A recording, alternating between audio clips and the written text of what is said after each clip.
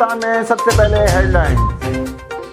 Anti violent crime cell نے خفیہ اطلاع پر بلدیہ سعید آباد میں کارروائی کرتے ہوئے اغوا برائے تاوان میں ملوث ایک خاتون کو گرفتار کر کے مغوی ریاض علی کو بازیاب کرا لیا۔ پولیس کے مطابق 7 جنوری کو امرز خان نامی شہری کی مدیریت میں تھانہ سعید آباد میں ریاض علی کے اغوا کا مقدمہ درج کیا گیا تھا۔ اسلام آباد میں سابق وزیر اعظم عمران خان کی ذاتی رہائش گاہ کی سیکیورٹی اس وقت ان کے ذاتی گارڈز کے پاس ہے اور پولیس کی نفری موجود نہیں۔ اسلام آباد پولیس نے ایک بیان میں کہا ہے کہ بنی گالہ میں سابق وزیر اعظم کی نجی رہائش گاہ ہے اور سابق وزیر اعظم پچھلے کئی ماہ سے اسلام آباد میں مقیم نہیں۔ کراچی میں ڈکیتی کے مختلف واقعات میں 2 ڈاکوؤں کو زخمی حالت میں گرفتار کر لیا گیا۔ پولیس کے مطابق اورنگی ٹاؤن سیکٹر 11:30 میں 2 ڈاکوؤں نے شہری سے لوٹ مار کی کوشش کی۔ وفاقی دارالحکومت کی مقامی عدالت میں پی ٹی آئی رہنما فواد چودھری کا جسمانی ریمانڈ مسترد کرنے کا فیصلہ چیلنج کر دیا گیا۔ ڈالر کی اونچی اڑان کے باعث گزشتہ 6 ماہ سے پاکستانی سفارت خانوں میں پاکستانی افسران اور ملازمین کو تنخواہیں نہ مل سکی۔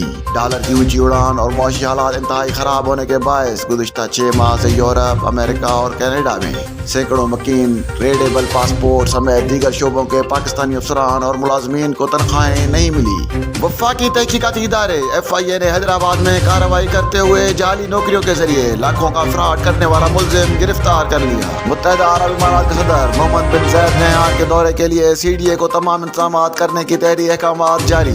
مراسلے کے مطابق سی ڈی اے کو وزیر اعظم ہاؤس سے گارڈ آف آنر تک کی جگہ کے انتظامات کی ہدایت کی گئی۔ وزیر اطلاعات سندھ شرجیل انعام میمن کا کہنا ہے کہ شیخ رشید آصف علی زرداری پر جھوٹے اور من گھڑت الزامات لگا رہے ہیں۔ شیخ رشید سیاسی یتیمی اور سیاسی بے روزگاری کا شکار ہو چکے ہیں۔ وزیر اعلیٰ سندھ کے مشیر برائے جیل خانہ جات میر اعجاز جکھرانی کا عمران خان کے بیان پر رد عمل۔ میر اعجاز جکھرانی نے کہا کہ جھوٹ، الزام تراشی اور انتشار عمران کی گھٹی میں شامل ہے۔ سٹی پولیس وسطی بھون کی بڑی کارروائی، چوری اور ڈکیتی کے وارداتوں میں ملوث ملزم کو مقابلے کے بعد زخمی حالت میں گرفتار کر لیا۔